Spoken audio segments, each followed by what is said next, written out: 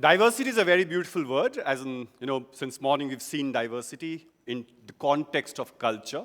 But why I'm here is not necessarily to talk about culture or diversity in culture. I work on environment, and a lot of times when we talk about environment, environment is one word, and everything comes under it. So, be it the fan, the building, this school, the other school, everything is part of environment. But environment is very, very diverse. In a country like India, right now, when we were celebrating music from different parts of the country, there's also different kinds of trees, different kinds of oceans, different kinds of mountains, different kinds of forests, different kinds of people also that we have in the country, and that is what is called diversity. A lot of times when we talk about difference is a very, very, it looks as if, it sounds as if it's a little antagonistic word, in the sense it almost makes that I'm different than you. But difference or diversity can also be a very, very beautiful word. In fact, diversity is supposed to be beautiful. Diversity means difference, but being on one canvas. So we are actually talking about not one color on the canvas, then it becomes just a plain canvas, a boring canvas. Only and only if you have more and more colors on that canvas is where it becomes beautiful. Green can never be blue, blue can never be red, red can never be yellow. And the beauty, when you mix, I think green and yellow is when blue happens. And independently, they're different colors. Right now, what I'm going to talk about also is diversity in development. Development is such a beautiful word again, as in all of us want to be developed, all of us want progress, all of us want fancier, lifestyle. I remember 20 years ago when I used to come to Noida, it used to take me 2.5 hours from Delhi, and today it took me around 45 minutes.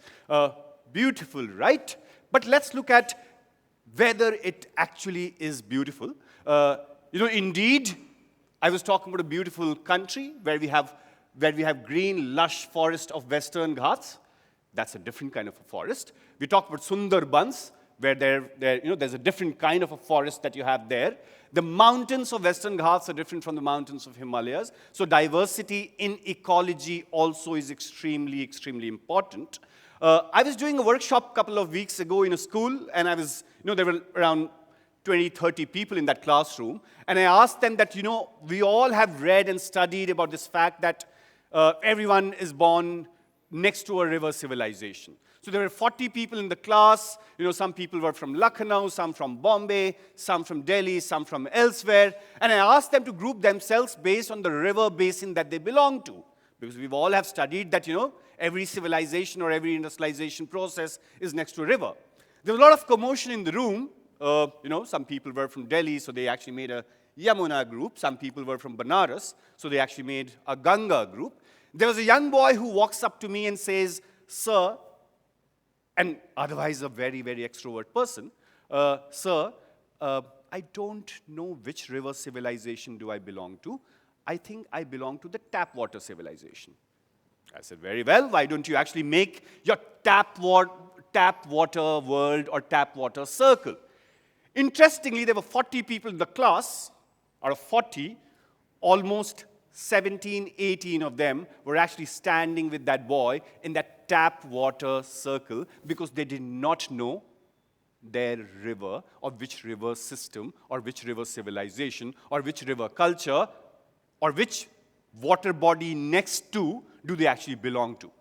And today's question in our conversation is that do we want to live in a diverse world where we all fall in the tap water world, or we still have beauty, strength, desire, inclination to recognize our river systems. River is just an example here.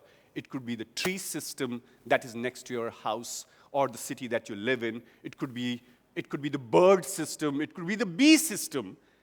And somewhere all of us are actually forgetting about that diversity. Just because we wear the same uniform, I can see blue, red, yellow, green, that does not mean you are the same. We are different. We need to embrace that difference, not in our accent, in our name, in our skin color. Very, very important indeed. We live in times when difference is the reason to kill someone, and difference is also the reason to kill our environment, because we just don't understand the value of a bee, or value of a forest, value of a river. You know, I'm sure right now, next to your school, next to this venue, there's a river that flows called Yamuna. I'm sure many of you have seen it. Everyone has seen it from the flyover, because you were actually going to the river. River, actually you touch the river every day through the tap water, to the tap water world that we all are living in. But our connection with the river is distant, is from the top, is only a bridge that connects us to the river. Not the bridge of culture, not the bridge of civilization, the bridge that we really cross in terms of our mobility, in terms of our transport. Very interestingly, I was here 2 months ago when your entire surrounding was flooded. Why was it flooded? Why do our rivers get flooded? Because we do not appreciate diversity, because we think that we can actually tame a river. We ended up taming Yamuna, thinking that, you know what, that's what development is, that's what we are supposed to mean, that's how we become a superpower. And the minute you actually become a superpower, or want to be better than someone else, be it in the case of culture, when you want to be a super culture, or a better culture, or for that matter, if you want to be a superpower, a better environment, that's when we try to start exploiting things, or try to imagine that we have control over the other resource or the person. In the case of Yamuna, imagine the entire river was flooded. There was a lot of rain. Indeed, everyone started blaming climate change. I'm sure many of my other speakers are going to talk about climate change. I talk about climate change, but is it really, really honest to completely blame the floods of Yamuna, or for that matter, floods of Chennai, or for that matter, floods of Cochin, or for that matter, floods everywhere? I will talk about the floods that's been happening in the last 3 days in Himachal Pradesh and Uttarakhand, but just sticking to what's been happening in the case of Yamuna right now, that is not just coincidence. That's where we do not embrace diversity. That's where we don't appreciate difference and the value of ecology, or diversity of that bird, bee, forest, river, mountain, everything else. You know, there are more than 25 bridges that have actually been constructed on Yamuna. How many more bridges do we actually need on the river so that Delhi is better connected to Noida, and Noida is better connected to Gurgaon, and Gurgaon is better connected to Chandigarh, and Chandigarh is better connected to Manhattan? How many more bridges will actually be too many bridges? We don't have an answer. There are 25 already constructed, or constructed and under construction, so many of them, in the riverbed. Everywhere the river actually meets Delhi, there is a fancy road. There's something called Ring Road. The topography of Delhi doesn't allow the kind of construction that has actually happened on the riverbed. Do we actually celebrate diversity? Do we actually celebrate ecological diversity? Why do schools actually teach sustainability and urban planning and architecture when they can't understand something very simple, that water flows down and you can't really block it?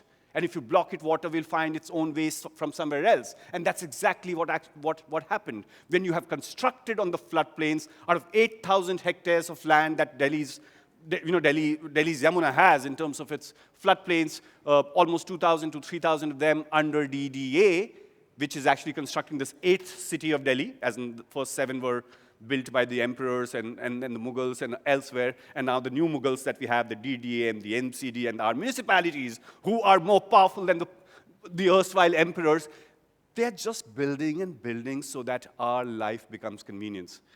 And you know what? Every morning, we all dream for a better life. Are we able to define that better life? Is that better life at the cost of our environment? And the other thing that I saw last month when Yamuna and Delhi was flooded, you and I saw it on television, looking at how water entered the Supreme Court of India, how water entered these fancy houses in civil lines. Nobody told you, or the television screens didn't show you, that how homes, many of them, hundreds of them, thousands of them, were actually completely devastated, and they were all living on the streets next to your school. I'm sure we saw them. What can we actually do about it? You know, we have a life, we need to move on. That selfish desire to constantly move on and ignore our arrogance towards nature is the fundamental problem. Himachal has actually been, flooded since last 1 month. Why? Because we want better tourism.